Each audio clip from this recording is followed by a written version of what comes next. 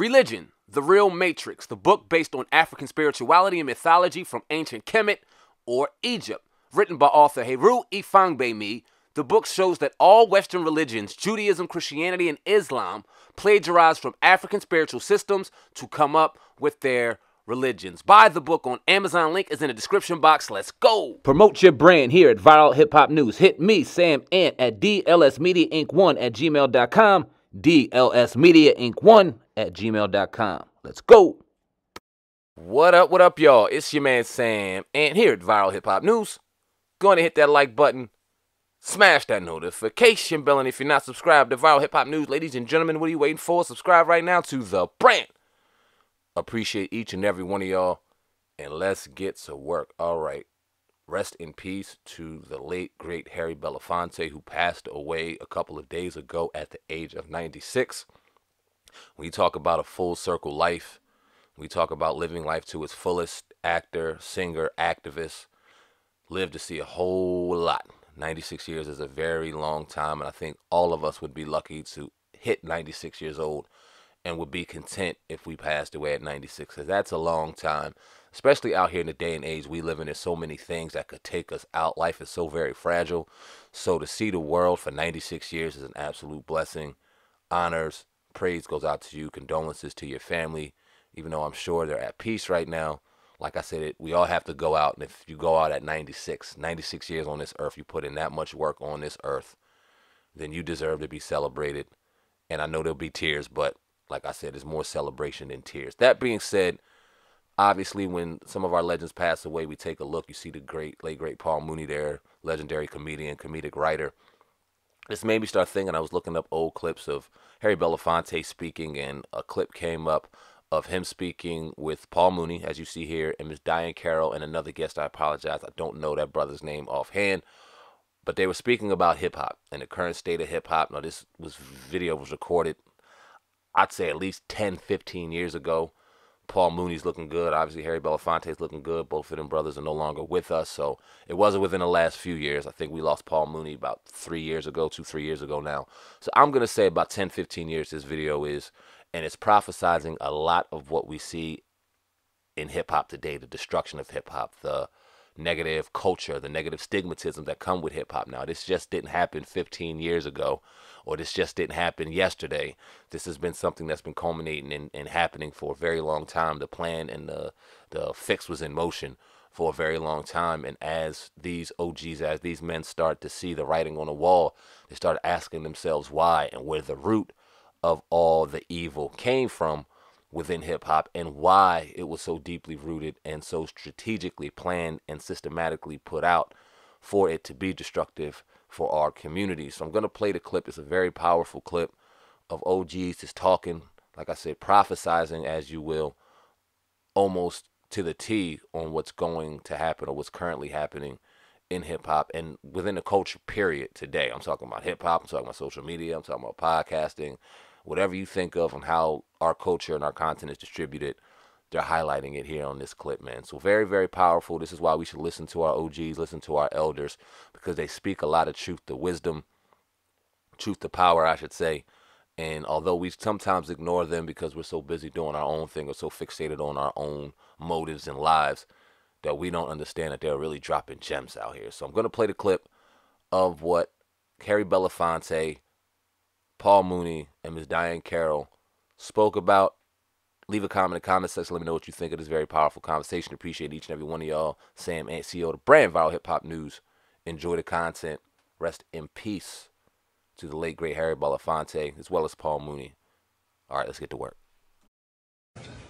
The time in which we lived, there was a universal readiness for the kind of change, the kind of upheaval that came along with our era.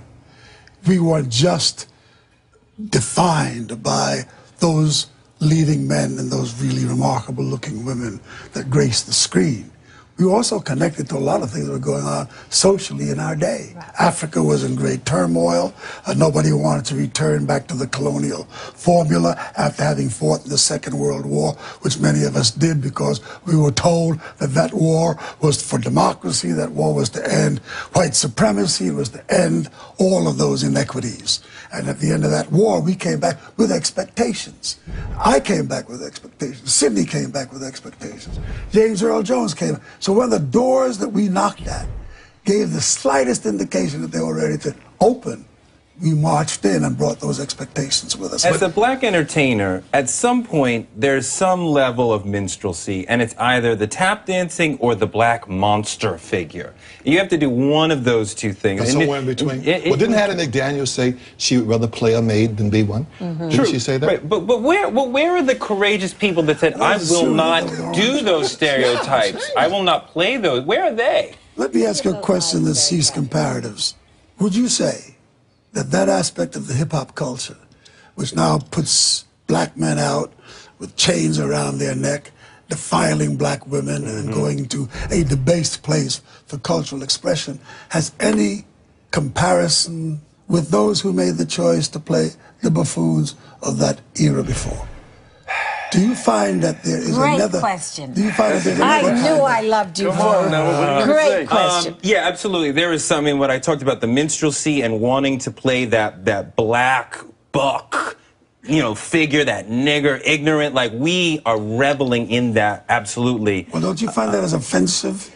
Well, no, because it stands in contrast to the weak Negro that we saw from the 50s, that you know, like the men that we just saw. It stands in stark contrast. We're not taking anything. Now, it's an ignorant figure at the same time, reveling in his exploits in the street. So you say as long not as necessarily violent, right. we can suspend our morals. No, not at all. But also, part of the hip hop generation has many problems with the men's relationship with women, right? But large part of that is because many of our fathers, not mine, but many of our fathers, abandon us. We grew up without a father in the home. How do we relate to women? We don't even know. But I actually think that the whole hip-hop, all of this, is a backlash from the civil rights movement and from the movement. We never followed that through.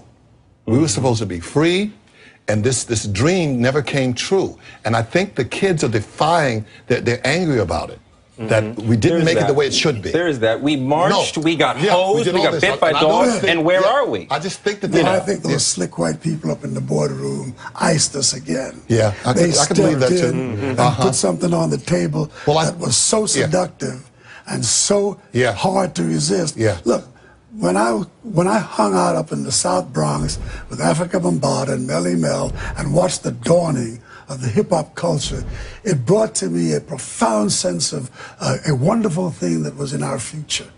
This was an articulation that was just absolutely stunning. Yeah, and then it came all of a sudden one day somebody came up and jingled 30 pieces of silver. And all of a sudden many began and that institution of rape and profiting stepped in and corrupted and turned that thing into another being. Now, I must ask you, are you saying that the white music community understood that there was a place for this music, and they directed these young black people? Not the white music community, the white banking community. I don't even know if it's the power structure that directed it, much as the understructure, right? The teenagers who mostly buy the music said, hey, we like that black buck. We like the guy who's claiming to be shooting everybody. No abstract. It's how you were marketed. It's how your brain was washed. The market is dictated by those who want the market to go where they take it. And we follow.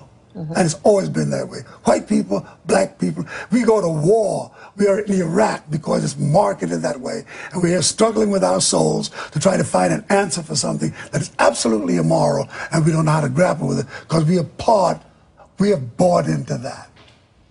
And I think that we have to face that fact and then deal with it from that perspective. Black people and white people don't go and just abstractly buy things that demonize them because they want it. They're propped up for it. They're prepared for it. They're instructed towards it. And everything locks in on it. And I think that That is America.